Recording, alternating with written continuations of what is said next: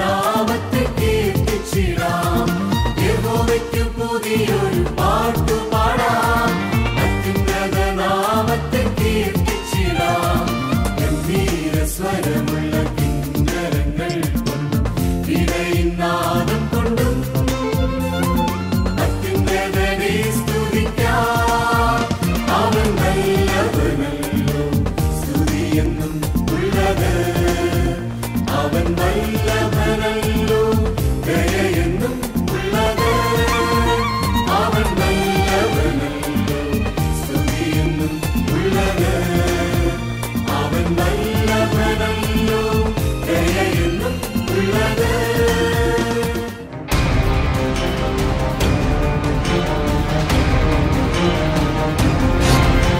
ദൈവത്തിൻ്റെ വലിയ അനുഗ്രഹം നിറഞ്ഞു നിൽക്കുന്ന ഈ മണപ്പുറത്ത് നിന്ന് അനുഗ്രഹങ്ങൾ പ്രാപിക്കുവാൻ അനേകം വിശ്വാസികൾ കടന്നു വരുന്നു എന്നുള്ളത്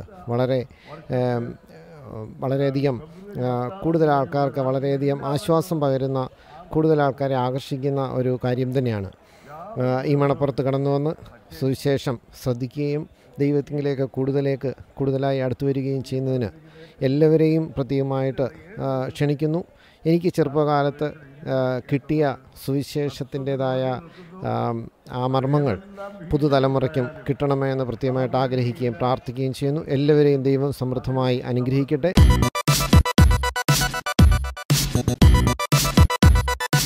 നമ്മുടെ കർത്താവ് യെരൂശലേമിലേക്ക് യാത്രയായി. വഴിയിലിരുന്നതായ ഒരു ഭിക്ഷക്കാരൻ തിമായുടെ മകനായ ഭർത്തിമായി നിലവിളിച്ചു പ്രാർത്ഥിച്ചു. എന്താ പ്രാർത്ഥിച്ചതെന്ന് അറിയാമല്ലോ. യേശുവേ, ദാവീദ് പുത്ര, എന്നോട് കരുണ തോന്നണമേ.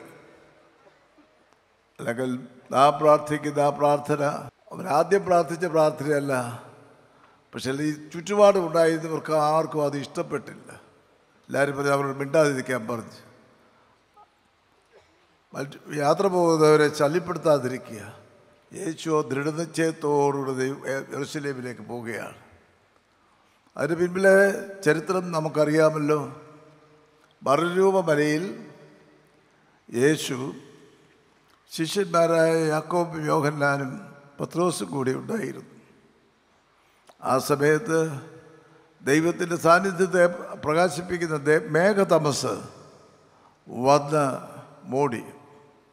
ആ മേഘതമസ് മാറിയപ്പോൾ അവർ കണ്ടത് 3 പുരുഷന്മാരെയാണ്. ആരെയൊക്കെയാണ്? മോശ, ഏലിയാവ്, യേശു. അവർ അത്ഭുതപ്പെട്ടു. അവർ അവനോട് സംസാരിച്ചു. മോശ ന്യായപ്രമാണത്തിൻ്റെ ആളത്വം, ഏലിയാവ് പ്രവചനങ്ങളുടെ ആളത്വം. യേശുവിനോട് അവർ സംസാരിക്കുകയാണ്. എന്താണ്? യെരൂശലേമിലുണ്ടാകുവാൻ പോകുന്ന പുറപ്പാട്, വിടുതലിൻ്റെ അനുഭവം. പ്രത്യേക പുറപ്പാട് പുസ്തകം നമ്മെ മിസ്രയീമിൽ നിന്ന് ഇസ്രായേൽ ജനതയെ വിടുവിച്ച ദൈവത്തിൻ്റെ ചരിത്രമാണ് അവിടെ നാം കാണുന്നത്. ആ യെരൂശലേമിൽ സംഭവിക്കാനുള്ളതിനെക്കുറിച്ച് പ്രവചനത്തിലൂടെയും ന്യായപ്രമാണത്തിലൂടെയുള്ള വചനം ശക്തീകരിക്കുകയാണ് പാടുന്നത്. ഗബ്രിയേൽ ദൂതനോട് ഒരു ഗ്രാമീണ കന്യകയായിരുന്നതായ മറിയമിനോട് ദൈവദൂത് അറിയിച്ചു. അപ്പോൾ അവൾ പറഞ്ഞു, അവളുടെ ഹൃദയത്തിൻ്റെ സംശയങ്ങൾ പങ്കിട്ടു. ദൈവത്താൽ അസാധ്യമായത് യാതൊന്നും ഇല്ല എന്നുറപ്പ് ലഭിച്ചു. അപ്പോൾ അവൾ, ഇതാ കർത്താവിൻ്റെ ദാസി, നിൻ്റെ വാക്ക് പോലെ എനിക്ക് ഭവിക്കട്ടെ, എൻ്റെ ദൗത്യത്തെ ഞാൻ ഏറ്റിരിക്കുന്നു എന്ന് പറഞ്ഞു. ആ കർത്താവ്, അങ്ങനെ ഈ ഭൂമിയിലേക്ക് ആഗതനായ കർത്താവ്, ന്യായപ്രമാണത്തിലും പ്രവചനങ്ങളിലൂടെയുള്ള ദൈവവചനത്തിൻ്റെ ശക്തീകരണത്തിൽ പ്രാപിച്ചുകൊണ്ട് അതേ വരുവാനുള്ള മിശിഹായായി പിതാവ് തന്നിൽ കനിഞ്ഞിരിക്കുന്നു എന്നുള്ള നിശ്ചയദാർഢ്യത്തോടെ പോകുമ്പോഴാണ് ഈവൻ അവിടുന്ന് യേശുവേ ദാവീദ് പുത്ര എന്നോട് കരുണ തോന്നണമേ. ജനങ്ങൾ ശാസിച്ചപ്പോൾ അവൻ പ്രാർത്ഥന തിരുത്തി. കർത്താവേ എന്നോട് കരുണ തോന്നണമെന്നൊന്നും അല്ല പ്രാർത്ഥിച്ചത്, ദാവീദ് പുത്ര എന്നോട് കരുണ തോന്നണമേ എന്ന് പറഞ്ഞു. അല്ലെങ്കിൽ മശിഹായെ എന്നോട് കരുണ തോന്നണമേ. അതത്ര ക്രിസ്തേ എലായിസോൻ എന്നുള്ള നമ്മുടെ പ്രാർത്ഥന. ആ ക്രിസ്തേ എലായിസോൻ എന്നുള്ള പ്രാർത്ഥന കേട്ടപ്പോൾ അവരെ വിളിച്ചു വരുവാൻ പറഞ്ഞു. അവൻ വന്നു. അവരോട് ഒറ്റ ചോദ്യം, നിനക്ക് എന്ത് വേണം? ദൗത്യ നിർവഹണത്തിനായിട്ട് നിശ്ചയദാർഢ്യത്തോടെ യെരൂശലേമിലേക്ക് പോകുന്ന കർത്താവ് അവനോട് ചോദിക്കുന്നത്, നിനക്ക് എന്ത് വേണം? അവനൊറ്റ കാര്യമേ ചോദിച്ചുള്ളൂ, എനിക്ക് നിന്നെ ഒന്ന് കാണണം, കാഴ്ച വേണം. നമ്മുടെ എല്ലാവരുടെയും പ്രാർത്ഥന അതായിരിക്കണം. നമുക്ക് യേശുവിനെ ഒന്ന് കാണണം, അതിനുള്ള കാഴ്ച. നമുക്ക് കണ്ണുണ്ടെങ്കിലും കാണാൻ കഴിയുന്നില്ല. നമ്മുടെ ആ അന്ധത മാറി യേശുവിനെ ഒന്ന് കാണണം എന്നുള്ളതായ അഭിവാഞ്ച നമുക്കുണ്ടായിരിക്കും. കാഴ്ച പ്രാപിക്കണം. നമ്മളെല്ലാവരും പാടി ആശ്വസിക്കുന്നതായുള്ള ഗാനങ്ങളുടെ അനേക ഗാനങ്ങളുടെ രചയിതാവ് മോശവത്സല ശാസ്ത്രി ഒരു ദിവസം തിരുവനന്തപുരത്ത് തമ്പാനൂരിന് തെക്ക് കിളിമാനൂർ നദിയുടെ തെക്കേ ഭാഗത്ത് നിന്നുകൊണ്ട് വീണ വായിച്ചുകൊണ്ട് മനോഹരമായിരിക്കുന്ന താൻ രചിച്ച ഗാനങ്ങൾ പാടിക്കൊണ്ട് നിന്നു. ശ്രീമൂലം തിരുനാൾ മഹാരാജാവ് നാഗർകോവിലേക്ക് പരിവാര സമേതം പോവുകയാണ്.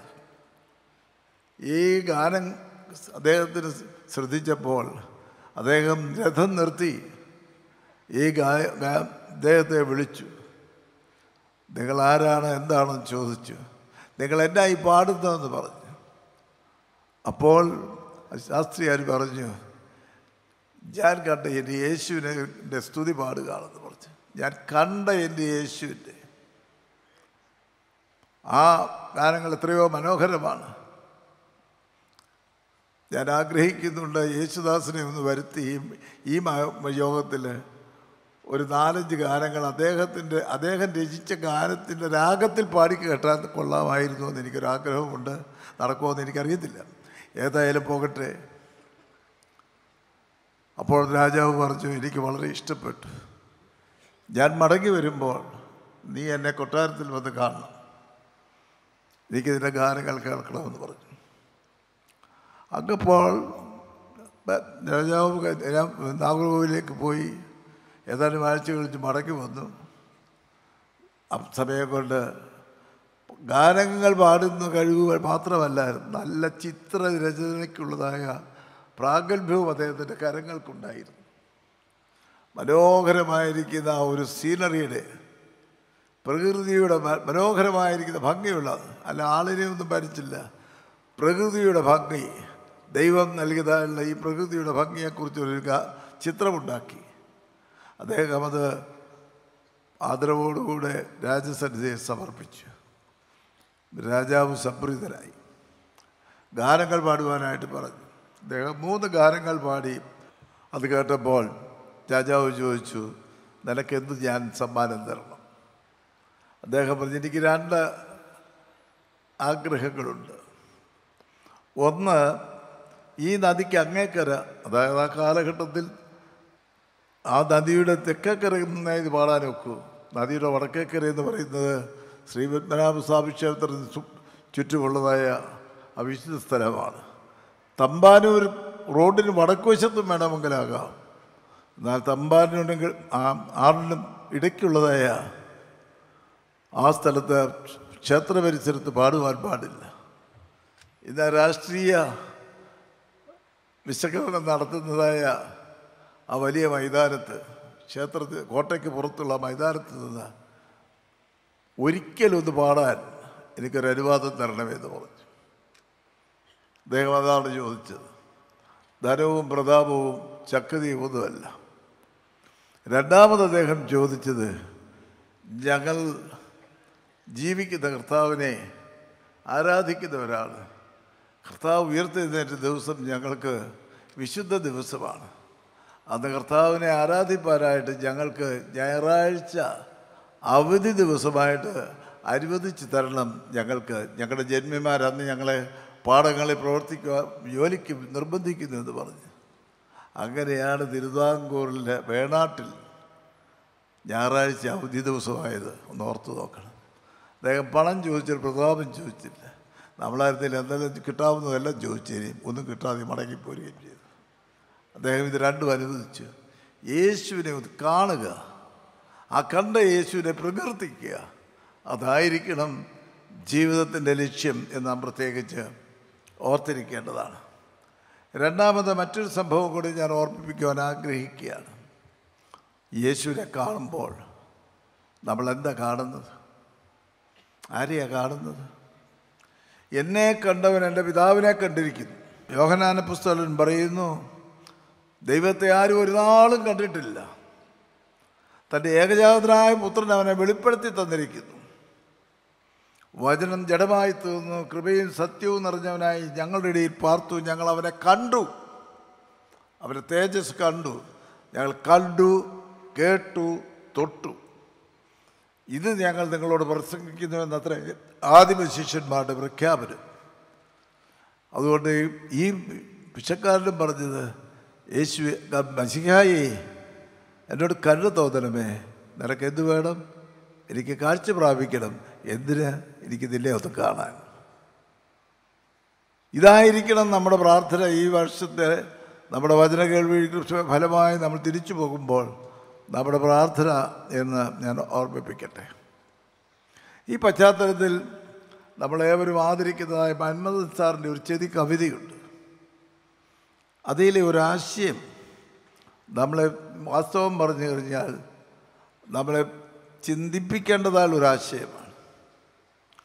അദ്ദേഹം ഇന്നത്തെ സമൂഹത്തെക്കുറിച്ച് പറയുന്നത്, അദ്ദേഹം എഴുതിയത് 90കളിലായിരുന്നു. അദ്ദേഹം പറയുന്നത് ഇന്നത്തെ സമൂഹം 90 കഴിഞ്ഞതായ ഒരു വൃദ്ധയോട് സദൃശ്യമാണ്. 90 വയസ്സ് കഴിഞ്ഞാൽ പിന്നീട് ഉണ്ടാകാവുന്ന പ്രത്യേകത എന്നാണ്? കണ്ണിൻ്റെ കാഴ്ച മങ്ങും, കാലിൻ്റെ മുട്ടിന് ബലക്കുറവ് വരും. അപ്പോൾ നമ്മളെന്ത് ചെയ്യും? ഞാനിത് നടക്കുന്നൊരു ഊന്നുവടി എടുക്കും. ആ ഊന്നുവടിക്ക് 2 കാര്യങ്ങളാണ്. നമ്മുടെ മാർഗത്തെക്കുറിച്ച് വളരെ വ്യക്തതയോടെ അറിയാം. എങ്ങോട്ടാണ്, എവിടേക്കാണ് പോകേണ്ടതെന്നുള്ള ലക്ഷ്യബോധത്തോടെ പോകുവാൻ നമുക്ക് സാധിക്കും. രാത്രിമല്ല, കാലിൻ്റെ മുട്ടിന് ബലമെന്ന് കുറയുമ്പോൾ അതേലൊന്ന് കൈ കൊടുത്താൽ നമുക്ക് നേരെ നിൽക്കാനായിട്ട് സാധിക്കും. മന്മഥൻ സാറിൻ്റെ വയസ്സേ ഞാൻ എൻ്റേതല്ല, അത് ഞാൻ പറഞ്ഞോട്ടെ, ഞാൻ കടമെടുത്തത് മാത്രമേ ഉള്ളൂ. അങ്ങനെ ഈ വല്യമ്മ വടിയ പോകുന്ന ഇതുപോലെ ഒരു മധ്യാഹ്നത്തിന് ശേഷം നടന്ന് ലക്ഷ്യസ്ഥാനത്തേക്ക് പോവുകയാണ്, തൻ്റെ മകളുടെ വീട്ടിലേക്ക് ഒറ്റയ്ക്ക്. അങ്ങനെ കുറച്ച് കഴിഞ്ഞപ്പോൾ ക്ഷീണം തോന്നി. നോക്കുമ്പോൾ റോഡിനടുത്ത് ഒരു നല്ല തടാകം, വെള്ളം ഇങ്ങനെ ഇതുപോലെയുള്ള മലിനജലമൊന്നുമല്ല, നല്ല ശുദ്ധമായ ജലം ഇങ്ങനെ കാറ്റത്ത് ഇളകി കിടക്കുന്നതായത് കണ്ടു. ആ വൃദ്ധ അവിടോട്ട് ഇറങ്ങിച്ചെന്നപ്പോൾ ഒരു അലക്കുകല്ല് കണ്ടു. ആ അലക്കുകല്ലേലോട്ട് ഈ വടി വെച്ചു. കല്ലേൽ പിടിച്ചുകൊണ്ട് തണുത്ത വെള്ളം കോരി മുഖത്ത് കഴുകി, മുഖം കഴുകി അല്പമൊക്കെ ഊർജ്ജമൊക്കെ ലഭിച്ചു. നല്ലൊരു മന്ദമാരുതൻ വരികയും ചെയ്തു. പക്ഷേ നോക്കിയപ്പോൾ ഈ മന്ദമാരുതനൊരു കാര്യം ചെയ്തൊരു കുസൃതി, കല്ലേലിരുന്ന വടി കാറ്റ് കൊണ്ട് വെള്ളത്തിൽ വീണു. ആ ഓളത്തിൽ കൂടെ കൈ എത്താത്ത ദൂരത്തേക്കൊക്കെ മാറി. വല്യമ്മയ്ക്ക് കയ്യെ വിട്ടേച്ച് വെള്ളത്തിലിറങ്ങിയാൽ കരപറ്റാനൊക്കെയില്ല. വിവേകമുണ്ടായിരുന്ന ഒരു സ്ത്രീ ആയിരുന്നതുകൊണ്ട് കല്ലെ പിടിച്ചുകൊണ്ട് അവിടെ ഇരിക്കുകയാണ്, ആരെങ്കിലും വരട്ടെ, സഹായിക്കാൻ കഴിയുമോ എന്ന്. അങ്ങനെ ഇരുന്നപ്പോൾ 4 മണിയായപ്പോൾ, ഇതുപോലുള്ള സമയമായപ്പോൾ, അതിനടുത്തുള്ളൊരു കോളേജിൽ നിന്ന് കുമാരന്മാരും കുമാരികളും വീടുകളിലേക്ക് ഇങ്ങനെ പാഞ്ഞു വരുന്നതായിട്ട് കണ്ടു. അപ്പോൾ ആ വല്യമ്മ അവിടെ ഇത്, കുഞ്ഞെ, എൻ്റെ വടി തന്നെ കിടക്കുന്നു, ആരെങ്കിലും ഒന്ന് എടുത്തു തരാമോ? ആദ്യം വന്ന ഈ എക്സ്പ്രസ് വേഗതയിൽ വന്നവരൊക്കെ നോക്കിയൊന്ന് ചിരിച്ചങ്ങ് പോയി. അവസാനം ഈ ഒരു പെൺകുട്ടി, അവളുടെ ചേച്ചി ഗൾഫിൽ നിന്ന് കൊണ്ടുവന്നതായ ഒരു മന്മഥൻ്റെ ഭാഷയാണ് ഞാൻ പറയാം, ഒടിച്ചു മടക്കിയാൽ ഒരു ഇടയ്ക്കൊരു ചരട്, അതിൻ്റെ അറ്റത്തൊരു ചരട്, എന്തുവാണെന്നറിയാമല്ലോ, കൊട. ആ കൊട ഇങ്ങനെ ചക്രായുധം ധരിച്ചതുപോലെ ഇങ്ങനെ ചക്രായുധവുമായിട്ട് വളയുകയാണ് വളരെ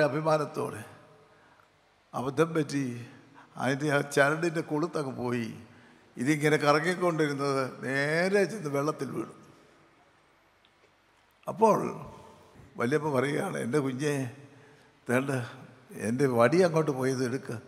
ഇത് കണ്ടപ്പോൾ കോളേജ് കുമാരന്മാർ മടിക്കുമോ വീരസാഹസികരായിട്ട് മുൻപിൽ അവിടെ നിൽക്കാൻ? അവരെല്ലാം ചാടി. ഒരു മന്മനും പറയുന്നത് കുളം നിറച്ച ആളാണ്. പക്ഷെങ്കിൽ ഈ ആദ്യം ചാടിയ പുള്ളി ചാടിയത് ഈ കുടയുടെ പുറത്തോട്ടായിരുന്നു. അത് ചേറിനകത്ത് അങ്ങ് താണുപോയി. വെള്ളം വറ്റിച്ചാൽ പോലും കണ്ടു കെട്ടാനൊക്കാത്ത രീതിയില്ല. കുമാരന്മാരെല്ലാവരും അങ്ങനെ കുട അന്വേഷിക്കുകയാണ്. അപ്പോൾ അവരുടെ ഒരുത്തൻ്റെ പള്ളയിൽ ഇത് കൊണ്ടുവച്ച് മറ്റൊരു പള്ളത്തിൻ്റെ പള്ളയിലോട്ട് ഇങ്ങനെ വടി ദൂരെ ദൂരം പോകുന്നു. എൻ്റെ കുഞ്ഞെ ആ വടിക്കിതാ ഈ വല്യമ്മ കേൾക്കാൻ ആരെങ്കിലും ഉണ്ടോ? അതുപോലെയാണ് ഇന്നത്തെ സമൂഹമെന്ന്. ഗതിമുട്ടി നിൽക്കുന്നതായ സമൂഹത്തിന് ഈ വടിയെടുത്തത് കൊടുക്കാൻ മനസ്സുള്ള ചെറുപ്പക്കാരെ ഇന്ന് കാണാൻ പ്രയാസമാണ്. അവർ കാണാതെ പോയ സഹോദരിയോടുള്ളതായ ദീനാനുകമ്പ കൊണ്ട് കൊട തരികയാണ്. അദ്ദേഹം പറയുന്നത് ഇപ്രകാരമാണ്. ആ കഥ അവിടെ നിർത്തി. ഈ വടിയെന്ന് പറയുന്നത് ഈ വയസ്സി എന്നതായ വല്യമ്മയ്ക്ക് വഴി കണ്ടെത്തുവാനുള്ള ഒരു ഉപാധിയാണ്. അതുപോലെ തന്നെ നിന്നാൽ നേരെ നിൽക്കാനുള്ള ശക്തി നൽകുന്ന ഒരു ഉപാധിയാണ്. അതുകൊണ്ട് ഈ ഊന്നുവടി ആരെങ്കിലും ഒന്ന് എടുത്തു കൊടുക്കാൻ ഈ വല്യമ്മയ്ക്ക് സഹായമായിരുന്നു വരില്ല. വല്യമ്മ ആ വടിയും പിടിച്ചുകൊണ്ട് അവരുടെ വീട്ടിൽ പോവുകയും അത് കഴിഞ്ഞിട്ട് അദ്ദേഹം പറയുന്ന സമാപന വാചകങ്ങളാണ് ഏറ്റവും ശ്രദ്ധേയമായിട്ടുള്ളത്. ഇന്നത്തെ ക്രൈസ്തവ സഭയ്ക്ക് ഈശ്വര വിശ്വാസമാകുന്ന ഊന്നുവടി എടുത്ത് ഈ വൃദ്ധർക്ക് കൊടുക്കാൻ കഴിയുമായിരുന്നു വരെങ്കിൽ നമ്മളെല്ലാവരും ലക്ഷ്യസ്ഥാനത്ത് എത്തിച്ചേരുവാൻ സാധിക്കുമായിരുന്നാണ്. ഇത് നമ്മെ ചിന്തിപ്പിക്കുന്നതാണ്. ഇന്നും പള്ളിക്കും സ്വത്തിനു വേണ്ടി ഗുസ്തിയും അടിപിടിയും ശവം കൊണ്ടുവന്നാൽ മറിച്ചിടുകയും ഒക്കെ ചെയ്യുന്നതായിട്ടുള്ള പ്രവർത്തനമാണോ ക്രിസ്തീയ സാക്ഷ്യം? അത് കണ്ടിട്ട് അനങ്ങാതെ ഇരിക്കുന്ന സമൂഹമാണോ ക്രിസ്തീയ സാക്ഷ്യം? നാം പ്രത്യേകിച്ച് ഓർക്കേണ്ടതാണ്. കേരളത്തിലെ ക്രൈസ്തവ ജനതയെല്ലാം കൂടി ഇങ്ങനെയുള്ള പ്രവണതകളുടെ മധ്യത്തിൽ പ്രതികരിക്കുവാനായിട്ടുള്ള കാലം അതിക്രമിച്ചിരിക്കുന്നു എന്നുള്ളത് ഞാൻ ഈ സമയത്ത് വിശ്വാസികളെ നമ്മെ ഓർമ്മിപ്പിക്കട്ടെ. ഇന്ന് നമുക്ക് ആവശ്യമായിരിക്കുന്നത് ഈ ലക്ഷ്യബോധം നഷ്ടപ്പെട്ട് മുൻപോട്ട് പോകാനുള്ള ശക്തിയില്ലാതെ കാലുകൾ കുഴയുന്നതായുള്ള സമൂഹത്തിന് അത് ശക്തി പകർന്നു കൊടുക്കുവാൻ തന്നെ ഈശ്വര വിശ്വാസമാവുന്ന ഊന്നുവടി എടുത്തു കൊടുക്കുവാൻ ഇന്നത്തെ ക്രൈസ്തവയ്ക്ക് സാധിക്കുമെന്ന് വരെങ്കിൽ ഞാൻ കൃതാർത്ഥനായി എന്നാണ് മന്മഥൻ പറഞ്ഞത് അവസാനിപ്പിക്കുന്നത്. അത് സാധ്യമാകണമെങ്കിൽ യേശുവിനെ ഒന്ന് കാണണം. യേശുവിനെ കണ്ടാൽ പോരാ, എന്നെ കണ്ടവൻ എൻ്റെ പിതാവിനെ കണ്ടിരിക്കുന്നു. ആ പിതാവിൽ നാം കാണുന്നത് എന്താണ്? ദൈവത്തെ നാം കാണുന്നു. തൻ്റെ സ്വന്തം സാദൃശ്യത്തിൽ സൃഷ്ടിച്ച ദൈവത്തിൻ്റെ മനുഷ്യമുഖവും നമുക്ക് കാണുവാൻ കഴിയും. ദൈവത്തിൻ്റെ മനുഷ്യമുഖം യേശു ക്രിസ്തുവിൻ്റെ കൂടെ നാം കാണുമ്പോൾ മാത്രമേ നമുക്ക് ഈ ഊന്നുവടി എടുത്തു കൊടുക്കുവാനുള്ള പ്രാപ്തി ലഭിക്കുകയുള്ളൂ എന്ന് ഞാൻ പ്രത്യേകിച്ച് ഓർമ്മിപ്പിക്കട്ടെ. ഏദൻ പർദീസായിലെ ജീവിതാനുഭവത്തിലാണ് നാം കാണുന്നത്. ദൈവവും മനുഷ്യരും തമ്മിലുള്ളതായ ബന്ധം, ഒരേ ശ്വാസബന്ധം. We belong to the same breath, same blood അല്ല. അതാ പ്രത്യേകിച്ച് ഓർക്കണം. വേദപുസ്തകം അങ്ങനെ പറഞ്ഞിട്ടില്ല. We belong to the same breath. ദൈവവും മനുഷ്യനും. മനുഷ്യനാരാണ്? ആണും പെണ്ണുമായിട്ട് സൃഷ്ടിക്കപ്പെട്ടു. അപ്പോൾ അർദ്ധനാരികളെക്കുറിച്ച് അവിടെ പറഞ്ഞിട്ടില്ലെന്ന് പറഞ്ഞ് ഒഴിയാനായിട്ടൊക്കെയല്ല. അവരും ദൈവം സൃഷ്ടിച്ച മനുഷ്യരാണ്. അത് നാം പ്രത്യേകിച്ച് ഓർക്കണം. മനുഷ്യനും തമ്മിലുള്ള ബന്ധം എന്ത്?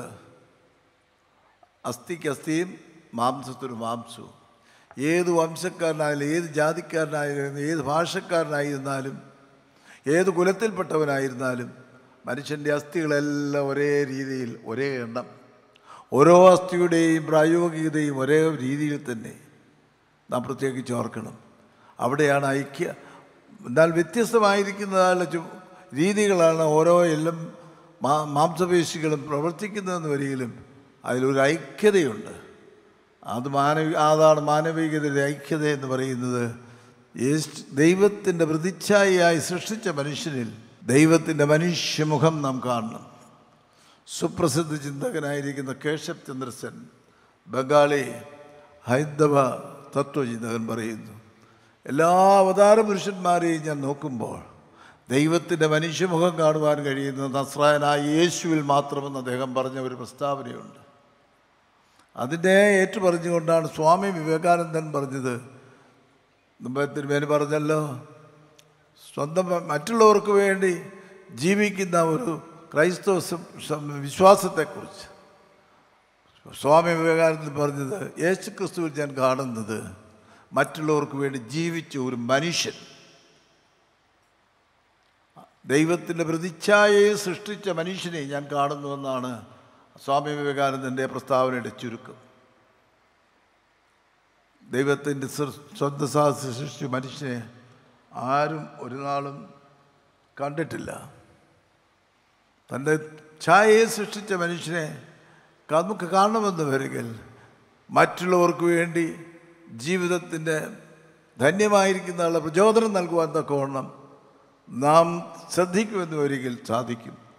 അപ്പോൾ ഒരു സംശയം നമുക്ക് വരാം, അവൻ ദൈവപുത്രനായിട്ടല്ലയോ ഇത് സാധിച്ചത്, നമ്മളെ കൊണ്ടൊക്കും? അതേ ഒക്കും. പണ്ഡിതനെ കൊണ്ടും പാമരനെ കൊണ്ടും സാധിക്കും. ഗമാലിയേലിൻ്റെ പാദപീഠത്തിൽ ഇരുന്ന് പഠിച്ച റോമാ പൗരത്വം ഉണ്ടായിരുന്ന ശ്രേഷ്ഠ പുരുഷനായ പൗലുസും ശൗല് പൗലുസായി. അതേസമയം തന്നെ മത്സ്യബന്ധനം സിൻഡിക്കേറ്റിൻ്റെ ആൾക്കാരായിരുന്ന പത്രോസിനെ, അവനെ ശിമയോനെ പത്രോസാക്കി രൂപാന്തരപ്പെടുത്തി. ആ രൂപാന്തരപ്പെട്ട അവസ്ഥയിൽ ദൈവത്തിൻ്റെ മനുഷ്യമുഖം മറ്റുള്ളവരിലേക്ക് പ്രതിഫലിപ്പിക്കുവാനായി അവരെ ശക്തരാക്കിയ കർത്താവ് ഇന്നും നമ്മെയും വിളിക്കുന്നു. നീ എന്നെ കാണുമ്പോൾ ദൈവം തൻ്റെ സ്വന്തം സ്വരൂപത്തിൽ സൃഷ്ടിച്ച മനുഷ്യനെ നീ കാണണം. എന്നിൽ നിന്ന് കാണുന്നതല്ല പ്രഭ, നിന്നെ കാണുന്നവർ ദൈവത്തിൻ്റെ മനുഷ്യമുഖം കാണുവാൻ തക്കോളം നീ പ്രതിഫലിപ്പിക്കത്തക്കതായുള്ള വ്യക്തിത്വമായി രൂപാന്തരപ്പെടണം. ഇതത്ര കർത്താവ് പറയുന്നത്. നാം പ്രത്യേകിച്ച് ഓർക്കേണ്ടതായുള്ള ഒരു ചിന്ത എത്രയത്, ഇതെങ്ങനെ സാധിക്കും? അദ്ദേഹം പറയുന്നത്, ശൗലിനെ പൗലുസാക്കിയ കർത്താവ്, അവൻ പറയുന്നത് എന്ത്? ക്രിസ്തു മൂലം എനിക്ക് ഉള്ളത് ലാഭമായത് ഞാൻ ഒന്നും കാണുന്നില്ല, എല്ലാം ഛേദമെന്നത്. എൻ്റെ പ്രശംസയോ കർത്താവായ യേശു ക്രിസ്തുവിൻ്റെ മുഖത്ത് കണ്ടതായ ദൈവത്തിൻ്റെ മനുഷ്യമുഖമാകുന്നു എന്നാണ് പറയുന്നത്. നാം പ്രത്യേകിച്ച് ഓർക്കേണ്ടതാണ്. ഒരു സംഭവ കഥയുടെ പറഞ്ഞ് ഞാൻ എൻ്റെ വാക്കുകൾ ചുരുക്കട്ടെ. കൽക്കട്ട തെരുവിൽ ഒരു ബാലൻ ഭിക്ഷയാചിച്ച് നടക്കുന്ന ഒരു മകൻ്റെ, ഒരു സ്ത്രീയുടെ, അവർക്ക് വീടില്ലാത്ത തെരുവിൽ പാതയോരത്ത് കിടന്ന് ഉറങ്ങുന്നു അമ്മയും മകനും. ആ മകൻ ഒരു ദിവസം അമ്മയുടെ അരികിൽ ചെന്ന് പറഞ്ഞു, എൻ്റെ അമ്മേ, നമുക്ക് ക്രിസ്മസ് അടുത്ത് വരുന്നല്ലോ, നമുക്കൊരു കേക്ക് വാങ്ങിക്കണം.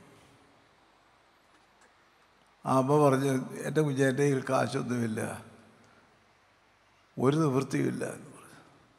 അവനങ്ങ് ശല്യപ്പെടുത്താൻ തുടങ്ങി, വാങ്ങിച്ചു വെക്കും.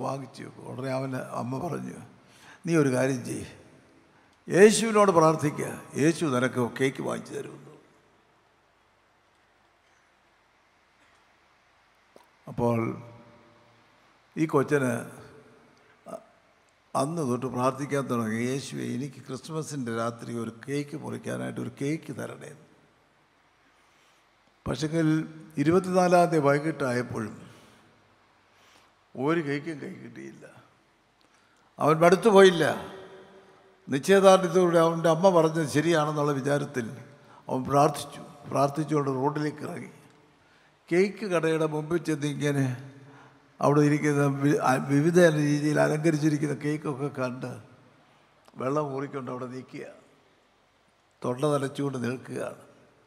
അപ്പോഴാണ് മദർ തെരേസയും സഹോദരിമാരും കൂടി, സിസ്റ്റേഴ്സും കൂടെ അവരുടെ വീട്ടിലേക്കുള്ളതായ, അവിടെ ഹോമിലേക്കുള്ളതായ കേക്ക് വാങ്ങിക്കാനായിട്ട് അവിടെ വന്നത്. അവരും അവിടെ കയറി കേക്ക് വാങ്ങിച്ചു. ഇങ്ങോട്ട് ഇറങ്ങിയപ്പോൾ ഈ കൊച്ചനിങ്ങനെ ഒരു കേക്കിൻ്റെ കടയിലോട്ട് ദൃഷ്ടി ഉറപ്പിച്ച് നിൽക്കുന്നത് കണ്ടപ്പോൾ, അവൻ്റെ ഭാവം കണ്ടപ്പോൾ, ആ മദർ തെരേസ അവിടെ ചെന്ന് ആ കൊട്ടയിൽ നിന്ന് ഒരു കേക്ക്, ചെറിയൊരു കേക്ക്, വലിയ കേക്കൊന്നുമല്ല, ചെറിയ കേക്ക് എടുത്ത് ഈ കൊച്ചൻ്റെ കയ്യിൽ കൊടുത്തപ്പോൾ ആ കൊച്ചൻ പൊട്ടിത്തെറിച്ചു. Mother, are you Jesus? Mother, are you Jesus? 3 പ്രാവശ്യം അവൻ പറഞ്ഞു. അപ്പോൾ മദർ തെരേസയെ അന്താളിച്ചു പോയി. ആ ചുളി വീണ മുഖം, നെറ്റി, ആ വേഷത്തിൽ മദർ അവൻ്റെ മുമ്പിൽ നിൽക്കുമ്പോൾ, നീ യേശുവാണോ, നീ യേശുവാണോ, നീ യേശുവാണോ എന്നാണ് ആ കൊച്ചൻ ചോദിക്കുന്നത്. മോനെ, നീ ഇങ്ങനെ പറയാൻ കാര്യമല്ല എന്ന് ചോദിച്ചു. അവൻ്റെ കൈക്ക് തിന്നില്ല അവൻ, അതിന് മുമ്പേ ചോദിച്ചതാണ്. ഉടനെ അവൻ പറഞ്ഞു, ഈ ചരിത്രം, എൻ്റെ അമ്മ തെരുവിൽ കടത്തിൻ്റെ കിടന്ന് ഉറങ്ങുന്ന ഒരു അമ്മയാണ്. അമ്മയ്ക്ക് ഭിക്ഷാടനമാണ് ജോലി. ഒരു കേക്ക് വാങ്ങിക്കാൻ കാശ് ഞാൻ ചോദിച്ചപ്പോൾ, നീ യേശുവിനോട് പ്രാർത്ഥിക്കാൻ പറഞ്ഞു, യേശു നിനക്ക് തരുമെന്ന് പറഞ്ഞു. ഞാൻ അന്ന് തൊട്ട് പ്രാർത്ഥിക്കുകയായിരുന്നു. Now I have seen you. ഞാനിപ്പോൾ എൻ്റെ യേശുവിനെ കണ്ടു. ചിന്തിച്ചു പോയി. അക്ഷരണരും ആലംബഹീനരുമായിരിക്കുന്നതായ ആളുകൾക്ക് നമ്മുടെ മുഖത്ത് നിന്ന് യേശുവിനെ കാണുവാൻ കഴിയുന്നുവോ? പ്രത്യേകിച്ച് ഓർക്കണം, യേശുവിനെ കണ്ടുവെന്ന് അഭിമാനിക്കുന്ന നാം മറ്റുള്ളവർക്ക് വേണ്ടി ജീവിതം ഒഴിഞ്ഞു കൊടുക്കുവാൻ തയ്യാറുള്ളവരാകുന്നുവോ? അതേ, പ്രാർത്ഥനയിലൂടെ ഞാൻ യേശുവിനെ കണ്ടു, അവൻ്റെ മുഖശോഭ എൻ്റെ മുമ്പിൽ വന്നു, എൻ്റെ മുഖത്ത് വന്നു. എന്നെ കാണുന്നവൾ എൻ്റെ യേശുവിനെ കാണണം എന്ന് ജീവിച്ച് പ്രവർത്തിപ്പാൻ തക്കവണ്ണം നമുക്ക് ദൈവം ഇടയാക്കട്ടെ.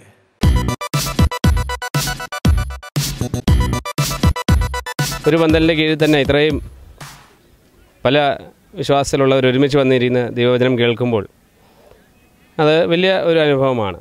ഈ പ്രദേശത്തിന് തന്നെ ഒരു സാക്ഷ്യം നൽകുന്ന ഒരു അനുഭവമാണ്. അതുമാത്രമല്ല, ഈ സ്ഥലത്തിൻ്റെ ഒരു പ്രത്യേകത എന്ന് പറയുന്നത്, അനേക വ്യക്തികളെ നമുക്ക് പരിചയമുള്ളവരെ കണ്ടുമുട്ടാൻ ഒരവസരം നൽകുന്നതാണിത്. പുതിയ വ്യക്തികളെ പരിചയപ്പെടാനുള്ള അവസരമുണ്ട്.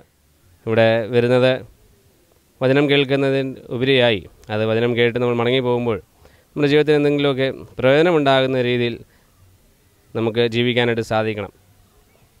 എനിക്കും ഇവിടെ വരുന്ന എല്ലാ വർഷവും ഒത്തിരിയും സന്തോഷം നൽകുന്ന ഒരു അനുഭവമാണ്. കാരണം എനിക്കും ദൈവവചനത്തിലൂടെ ഒത്തിരിയും കാര്യങ്ങൾ പഠിക്കുവാനും മറ്റുള്ളവരെ പഠിപ്പിക്കാനും ഒക്കെ ഈ വേദി മുഖാന്തരമായി തീർന്നു.